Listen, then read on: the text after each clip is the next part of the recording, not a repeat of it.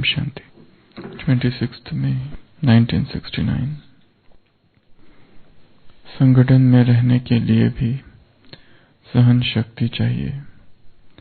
Final paper जो विनाश का है, उसमें पास होने के लिए भी सहन शक्ति चाहिए। वह सहन शक्ति की रिजल्ट मेजॉरिटी में बहुत कम है, इसलिए उसको अब बढ़ाओ। सहन शक्ति कैसे बढ़ेगी?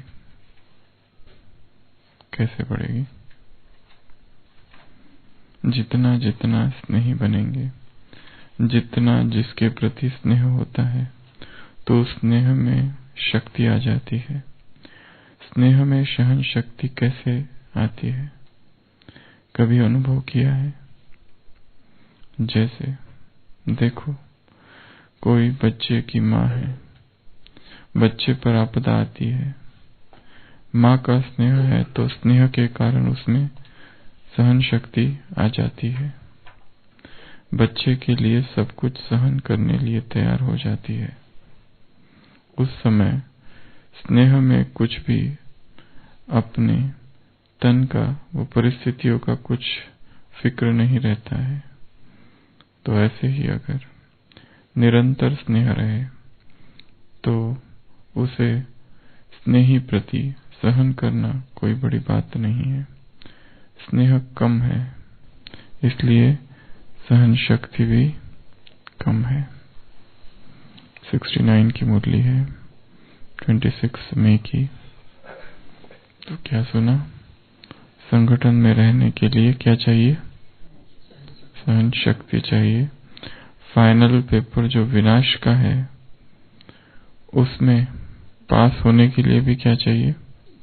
सहन शक्ति चाहिए। वह सहन शक्ति की रिजल्ट मेजॉरिटी में कम है, बहुत कम है। इसलिए अब क्या करो, इसको बढ़ाओ। कैसे आएगी? जितना जितना स्नेही होंगे, जितना जिसके प्रति स्नेह होता है, तो उस स्नेह में शक्ति आ जाती है। स्नेह में सहन शक्ति कैसे आती है? कभी अनुभव किया है? कौन सा उदाहरण दिया?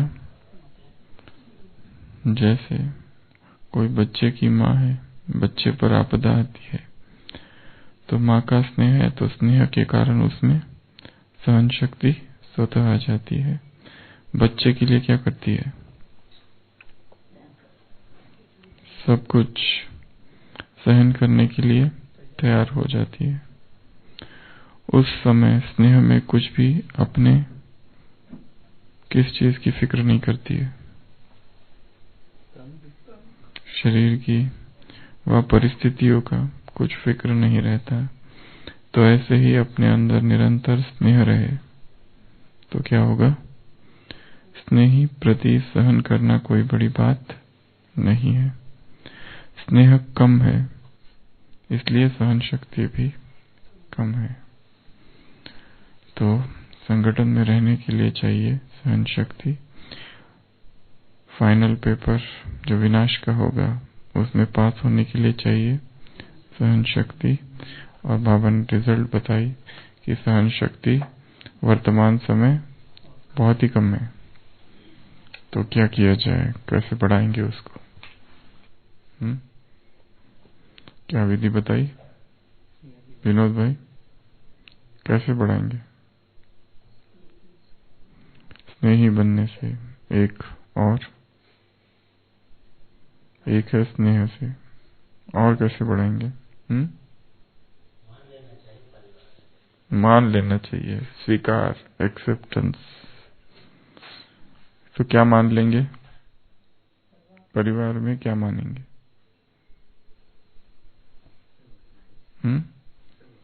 सब अपने हैं, सब वैरायटी है। सबसे पहला प्रश्न है कि सहनशीलता क्यों जरूरी है? दूसरा, सहनशील कैसे बने?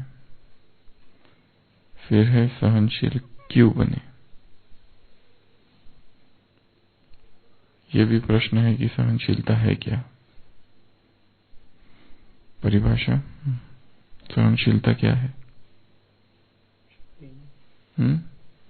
सहन करना, किन किन चीजों को सहन करना पड़ता है या करना चाहिए? व्यक्ति में बहुत सारी चीजें हैं। व्यक्ति में उसके विचार, उसके ओपिनियन, उसके बोल, उसकी भावनाएं और उसका नेचर, उसकी चलन, उसका स्वभाव, संस्कार, उसकी गलतियां, उसके कर्म, संकल्प, बोल, कर्म, चलन, विचार।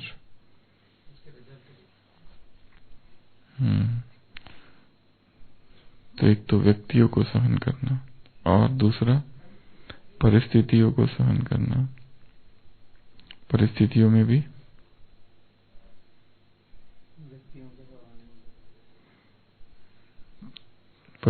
में भी क्या क्या?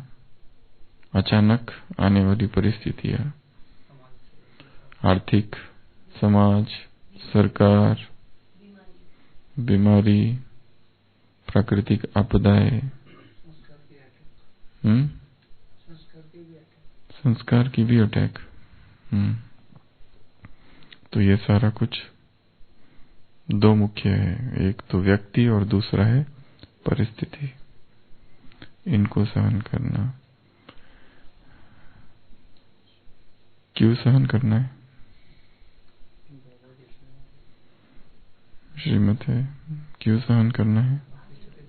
स्थिति को शक्तिशाली रखने के लिए, स्टेबल रखने के लिए क्यों सहन करना है? फाइनल पेपर में पास होने के लिए। और क्यों सहन करना है? हमारा स्वभाव ही है, सहन करते जाओ। और क्यों सहन करना है? आगे बढ़ने के लिए, पावर बढ़ने के लिए, पावर बढ़ाने के लिए, और अनुभवी बनने के लिए, सीखने के लिए, सिखाने के लिए, आदर्श बनने के लिए, सैंपल बनने के लिए, उदाहरण बनने के लिए, एक रोल मॉडल बनने के लिए, और वायुमंडल को पावरफुल बनाने के लिए, और समाने के लिए वो विधि होगी, और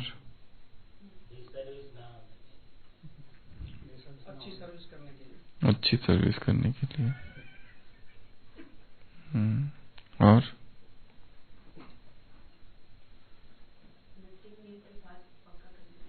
नथिंग न्यू के बाद संगठन मजबूत रहे उसके लिए। नहीं तो संगठन टूट जाएगा, दरारें पड़ेगी, संबंधों में टकराव होगी, संगठन में दरार, आधे इधर, विभाजन,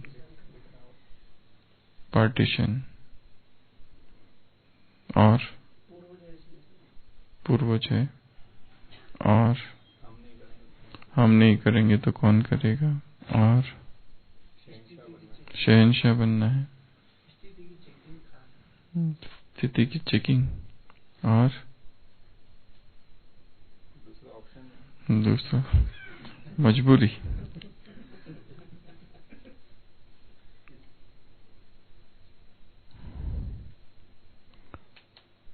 अपनी आंतरिक शक्तियां बढ़ाने के लिए, शक्ति है ना वो,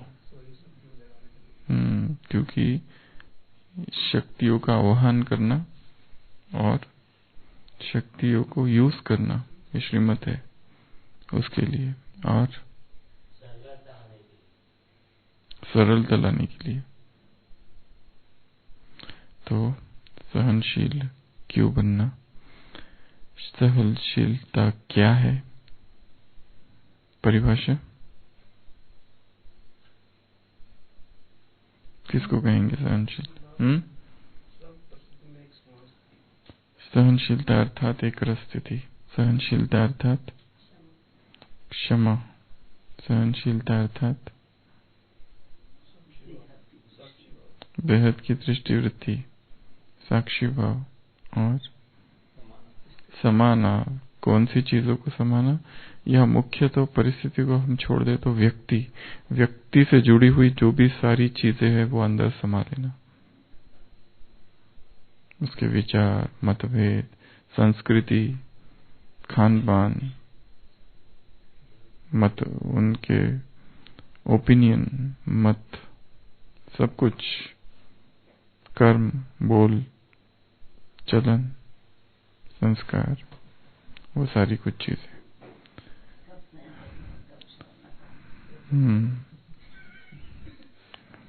तो सहनशीलता क्या है, इसके ऊपर और चिंतन कर सकते हैं। सहनशील क्यों बनना है, ये दूसरा प्रश्न है। तीसरा प्रश्न है, अब सहनशील कैसे बने? यहाँ पर बाबा ने कौन सी विधि बताई सहनशील बनने की?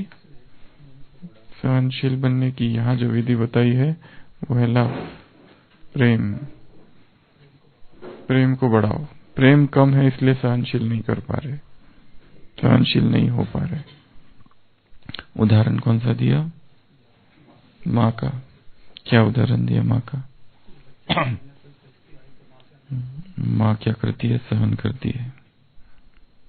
क्यों सहन करती है?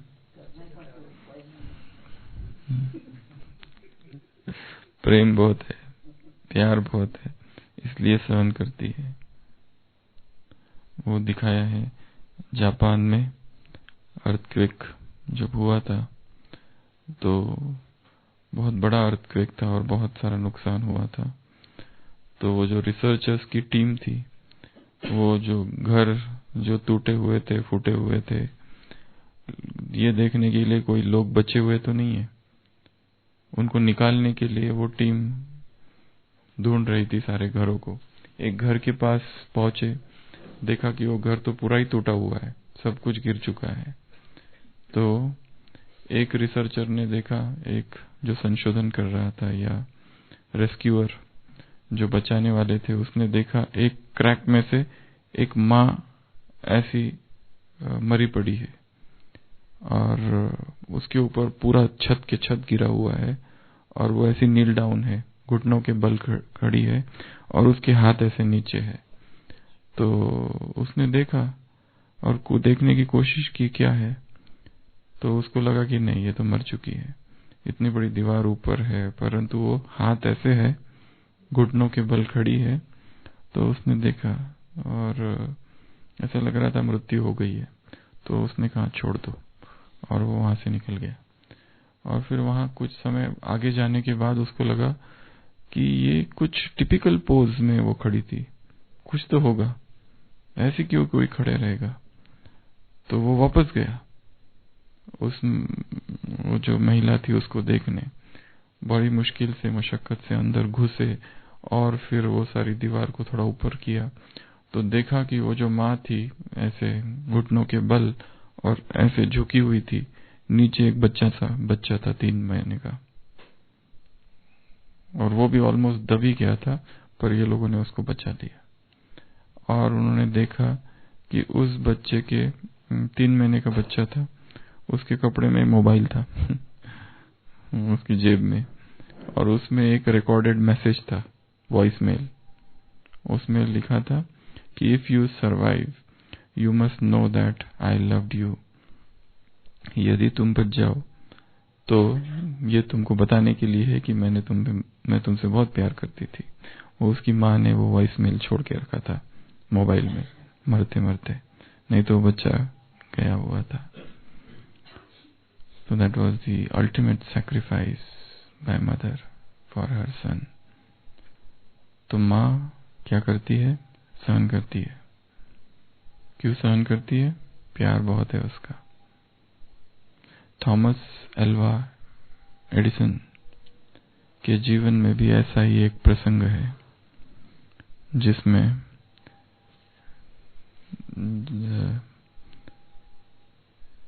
एक बार एक लेटर आता है स्कूल से, जब वो छोटा सा बच्चा होता है, और उस लेटर में लिखा रहता है, उसकी माँ को वो पूछता है क्या आया है लेटर में, तो उसकी माँ उसको पढ़ के सुनाती है कि ये लेटर में क्या आया है।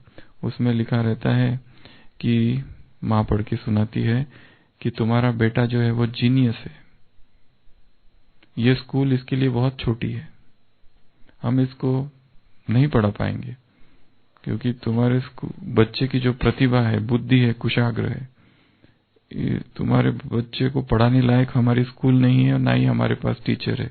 अच्छा होगा कि आप इसको घर पे ही पढ़ाओ।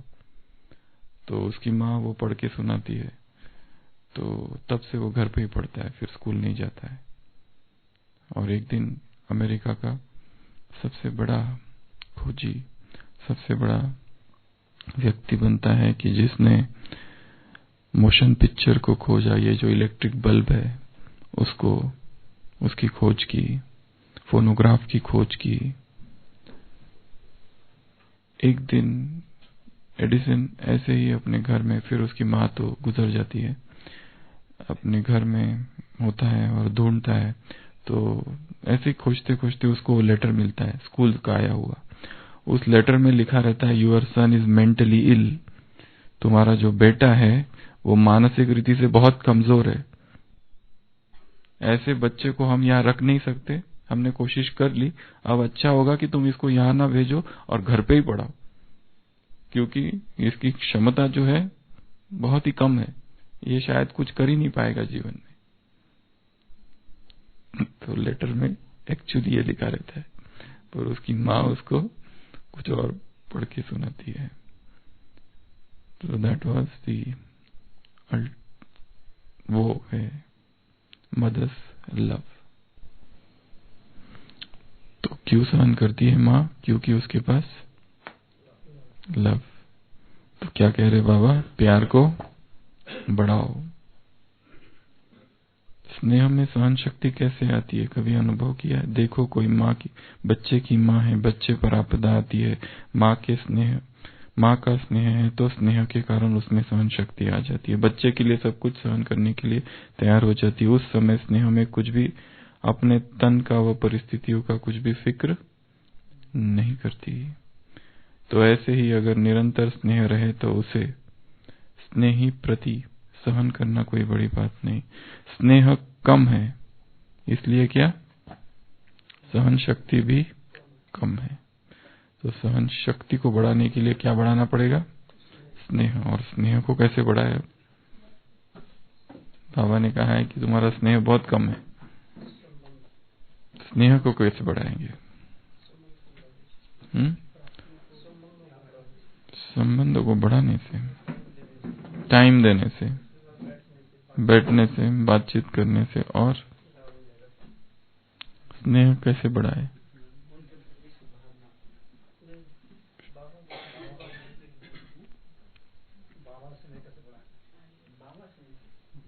परिवार से स्नेह, परिवार या व्यक्तियों से स्नेह बढ़ाने को बातें चल रही है। कैसे स्नेह बढ़ाए? और दूसरों के प्रति क्या करेंगे? Care and share.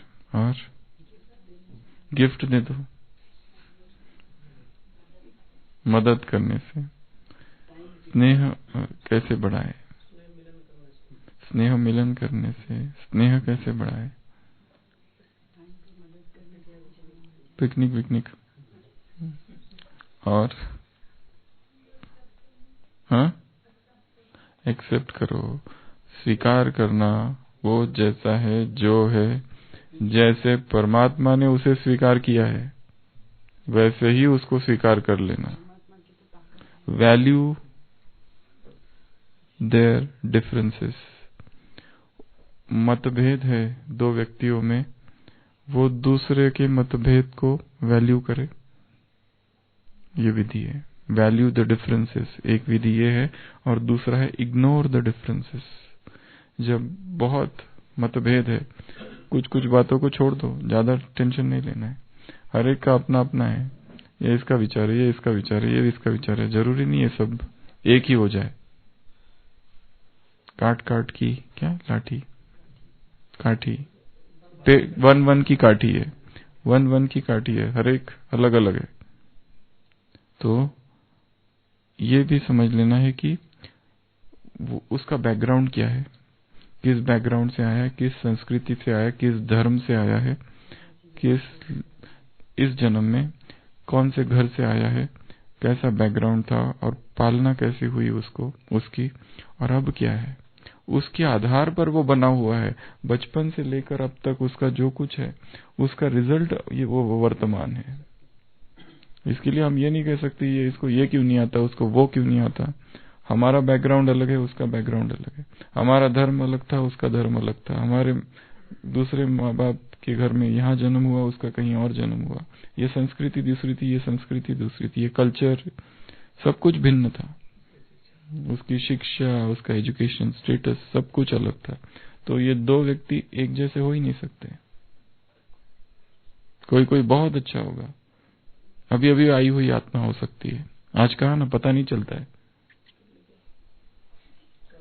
मंजूबन, मान क्यों मिल रहा है इसको, ये आत्मा इतने ऐसी क्यों है। हो सकता है ये अभी अभी आई है, पर ये पता नहीं चलता है कौन अभी अभी आया है।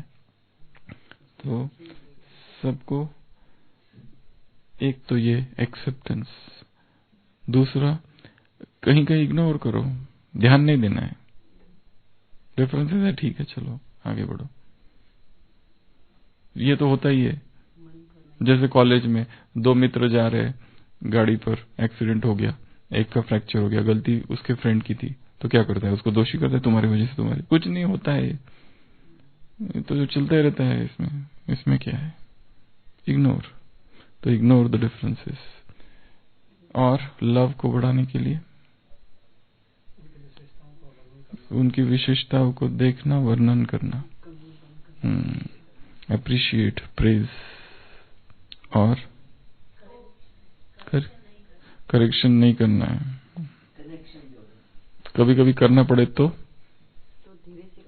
प्यार से कर दो। सहन करने की पहली विधि जो बाबा ने बताई है वो है प्रेम। क्या करो, प्रेम को बढ़ाओ।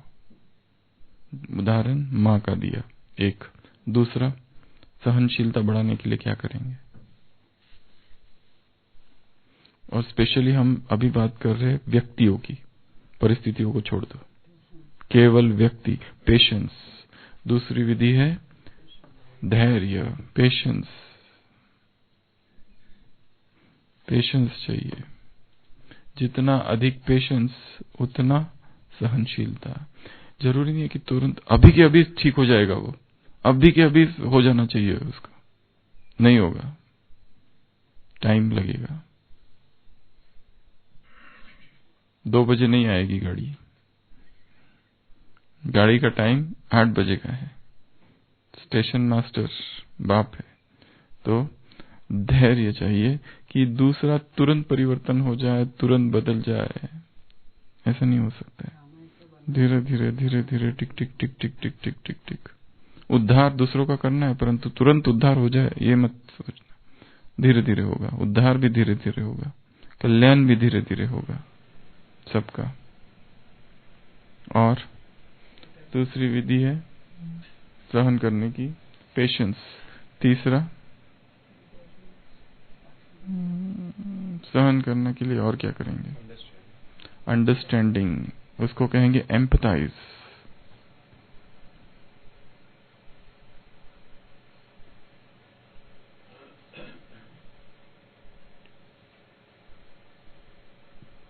एम्पथाइज, एम्पथी अर्थात समानुभूति, एक है सहानुभूति, एक है एम्पथी अर्थात दूसरा के साथ क्या हो रहा है स्वयं को उस पोजीशन में रखना, समझना, ऐसा सोचना कि मेरे साथ अगर ऐसा हो जाए तो मैं क्या करूंगा,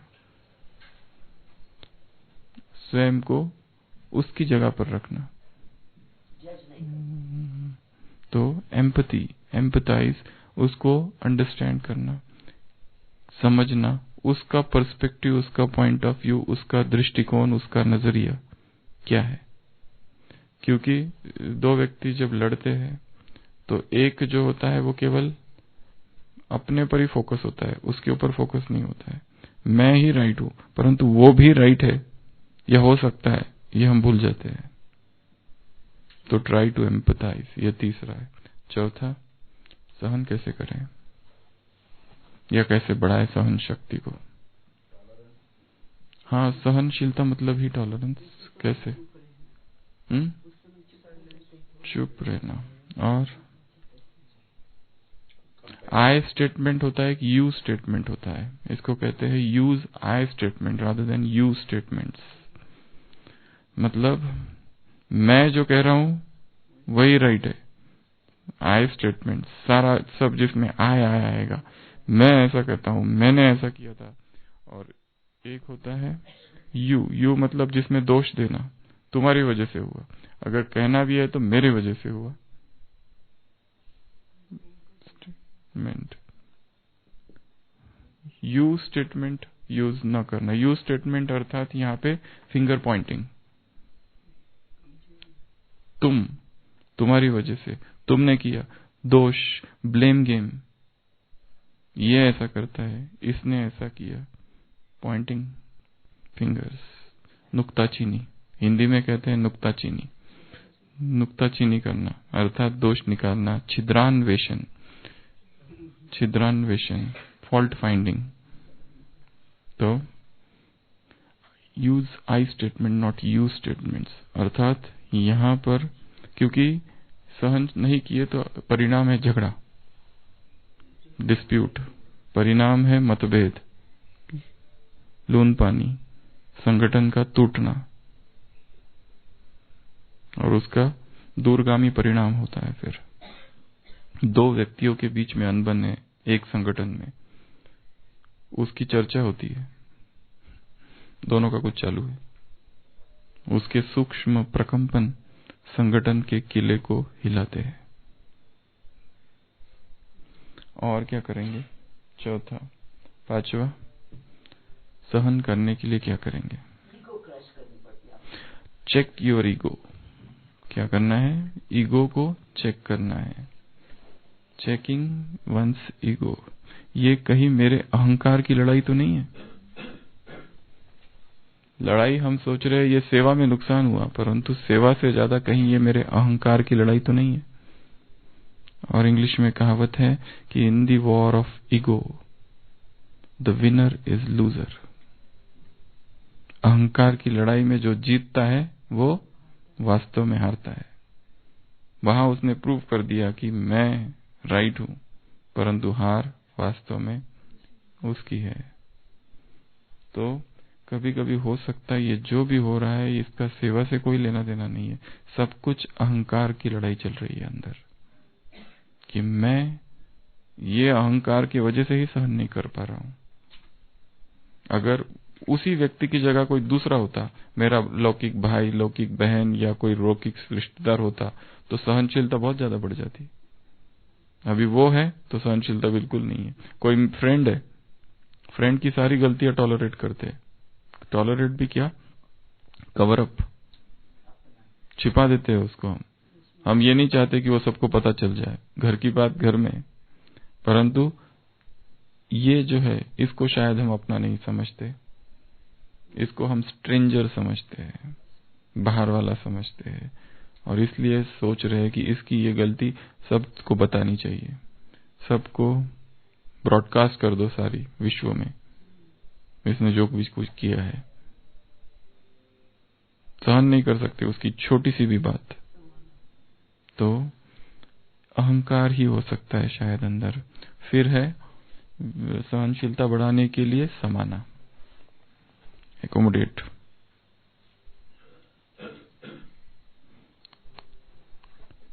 सहनशीलता बढ़ेगी कैसे?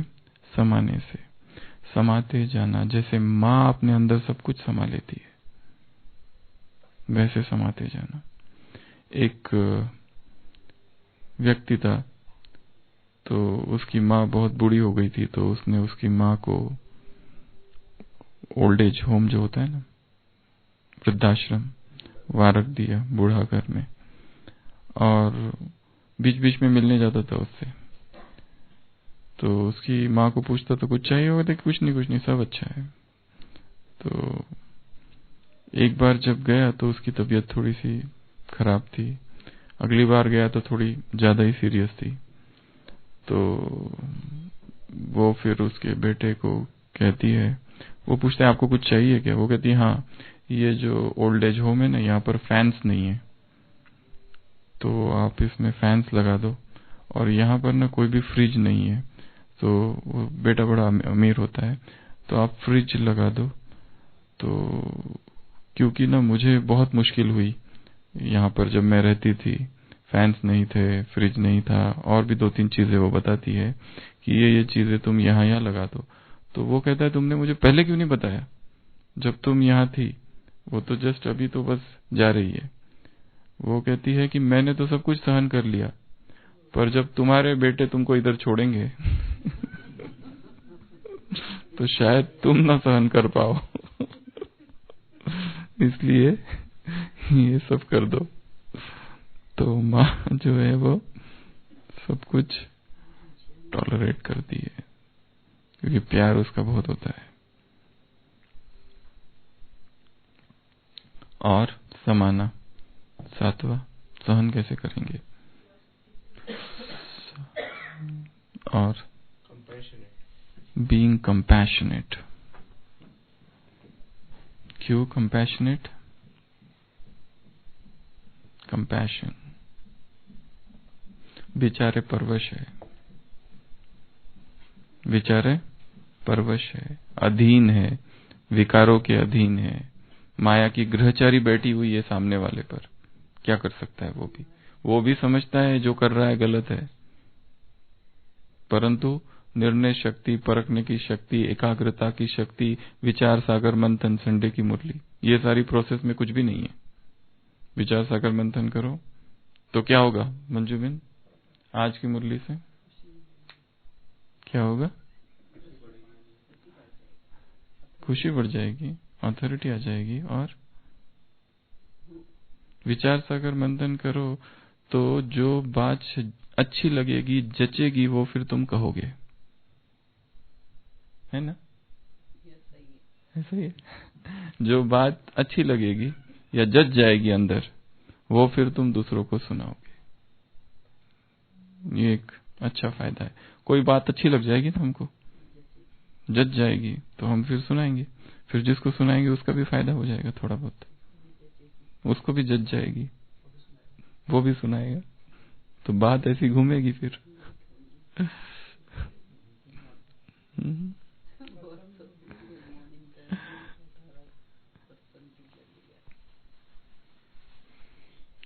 तो कंपैशन, रहम से भरना है। क्यों रहम से भरना है? क्योंकि उसने हम पर रहम किया है।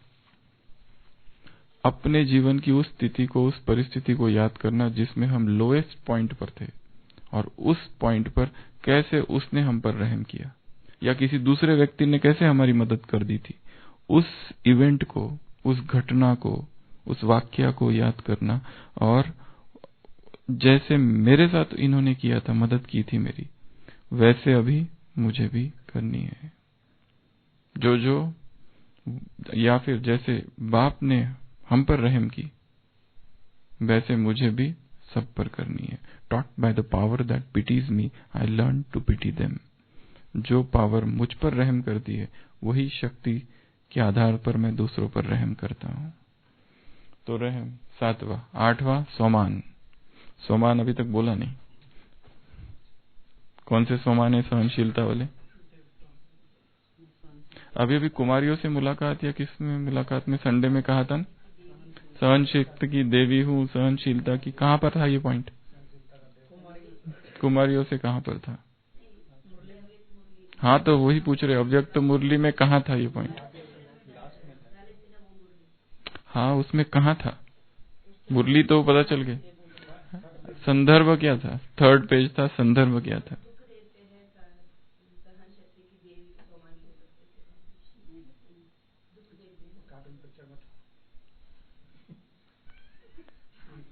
सोमान क्या है पहले चलो वो बताओ, क्या क्या सोमान है सहनशीलता के लिए?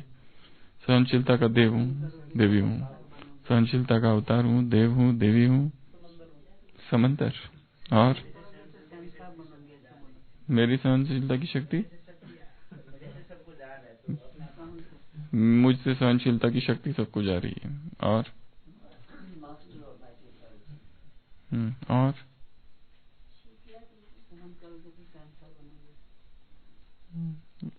हाँ, सोमान बताओ, मैं क्या? सहनशीलता की मूर्त हूँ। हम पूर्वज है, इसलिए सहन कर रहे हैं, क्योंकि हम बड़े हैं, हम पहले आए हैं, हम आधार स्तंभ है, उद्धार मूर्त है, और रहम दिल है। वो हो गया कंपैशन में, हाँ, परोपकारी है, कल्याणकारी, सुखदेव।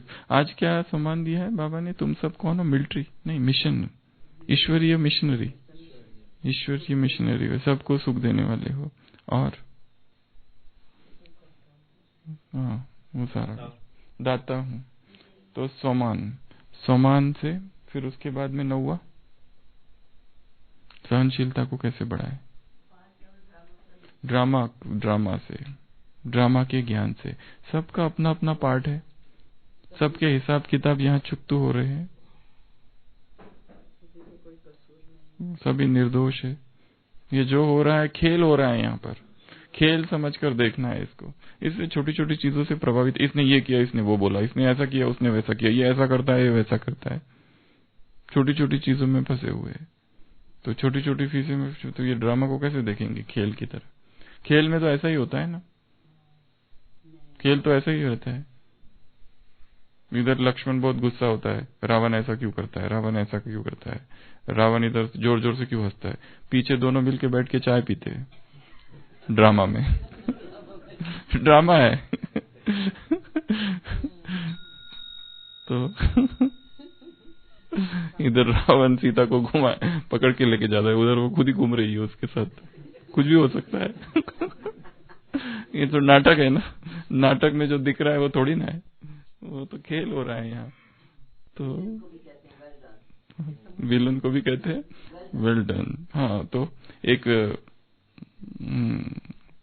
हिंदी फिल्मों में एक एक्टर है जिसने हमेशा विलन का पार्ट प्ले किया है, उसके बेटे ने उसका एक बायोग्राफी लिखी है, माय फादर द विलन। देखो, उसमें भी उसको ये है Madan Puri. My father the villain. तो कहा थे हम? सोमा, नौवा ड्रामा, और एक लास्ट बता दो, forgive and forget, forget and forgive, drama.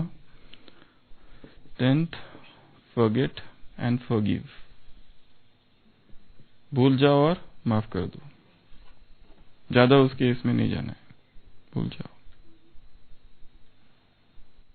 आगे बढ़ते चलो। जैसे दूसरों ने भी तो हमारी गलती भूल गए और माफ कर दिया हमको, वैसे हम भी लेट गो, पकड़ के नहीं बैठना है। 10 साल हो गए, उसको रिमाइंड ही करा रहे, तुमने ये किया था, तुमने ये किया था।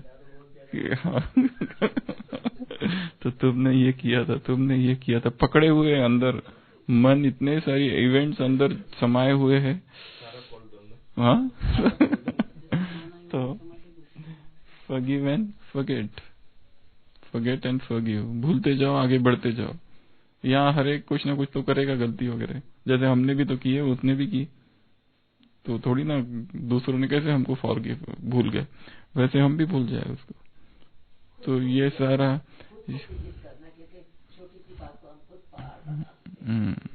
और दूसरा शक्तियों को प्रयोग करना, और भी कह सकते हैं, इसमें तो बहुत हो सकता है।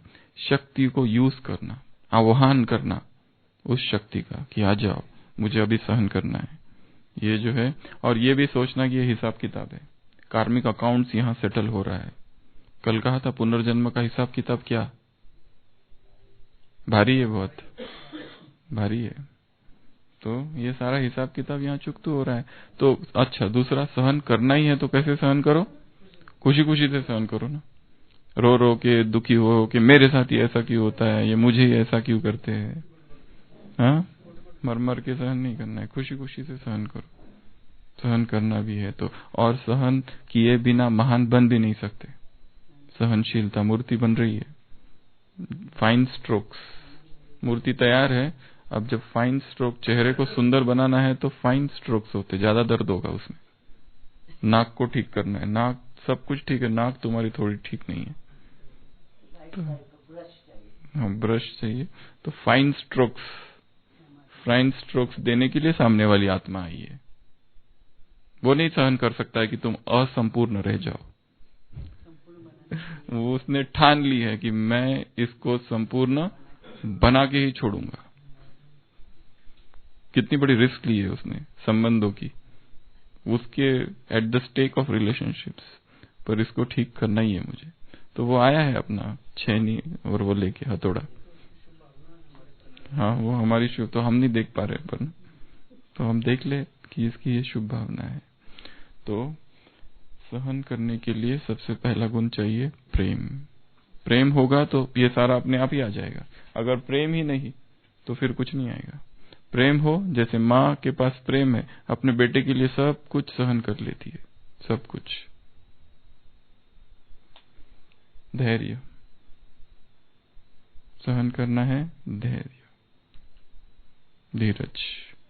सहन करने के लिए समानुभूति, उसके पॉइंट ऑफ व्यू को समझ लो और देखो। सहन करने के लिए आई स्टेटमेंट्स, यू स्टेटमेंट्स यूज नहीं करना है। तुम तुम्हारी वजह से, मतलब ब्लेम नहीं करना है। सहन करने के लिए अपने अहंकार, शायद हो सकता है ये सारा कुछ हो रहा है, हम सोच रहे हैं हम सेवा में नुकसान ना हो जाए, सेवा में ऐसा हो जाए या योग, ये हो सकता है सूक्ष्म में अहंकार की लड़ाई चल रही है अंदर।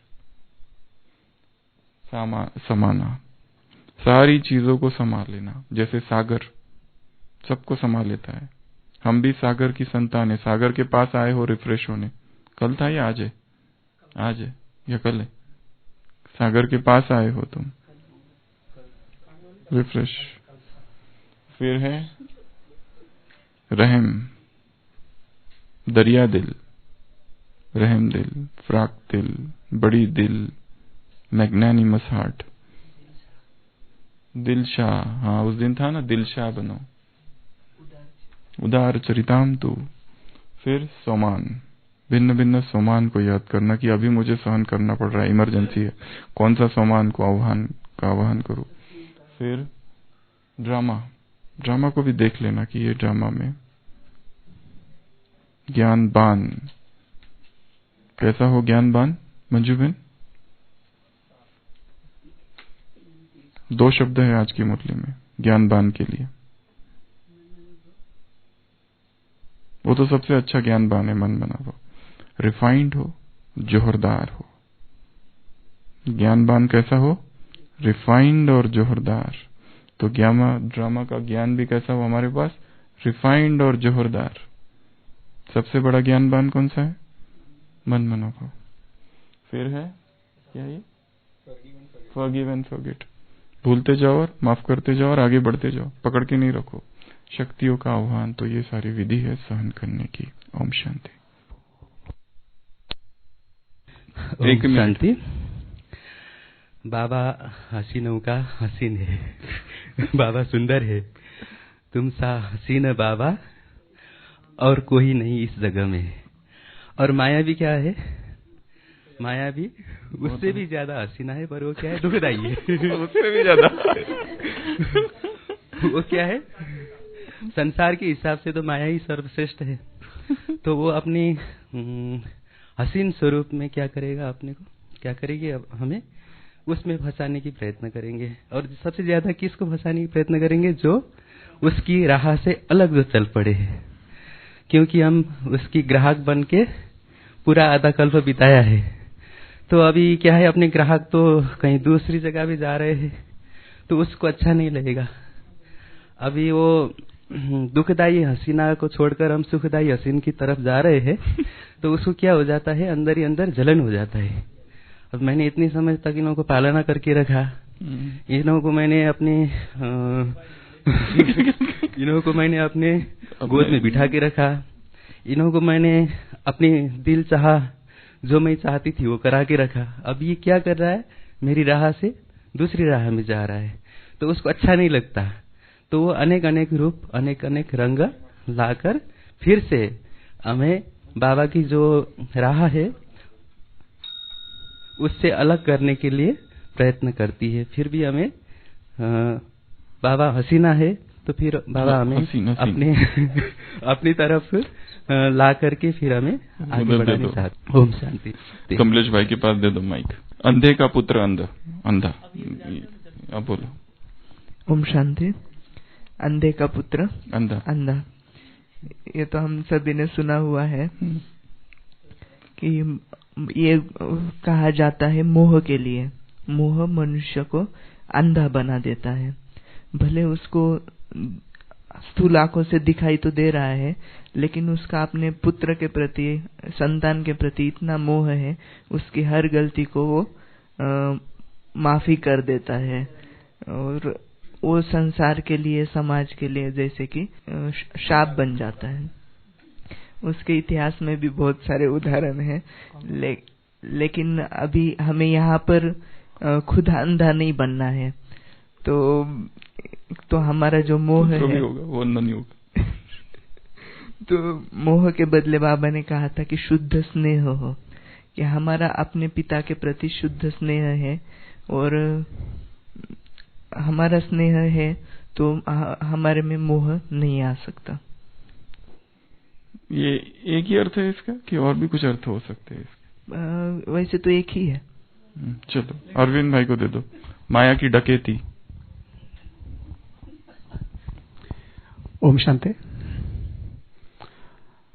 इस ब्राह्मण जीवन में बाबा ने हम सभी को जो अनेक खजाने दिए हुए हैं, माया रॉबरी, समय, संकल्प, श्वास और जो ज्ञान, गुण, शक्तियां, तो इन खजानों के प्रति माया की भी विशेष नजर है।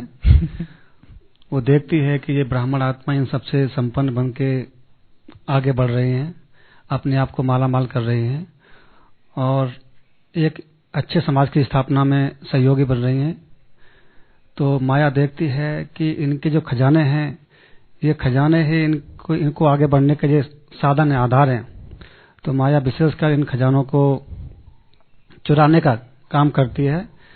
जैसे कि समय है, तो देखती है कि ये समय ज्ञान योग में लगा रहे हैं, तो माया उस समय को डाइवर्ट करने के लिए कहीं और ना दूसरी जगह पर उनको इन्वॉल्व करने की कोशिश करती है।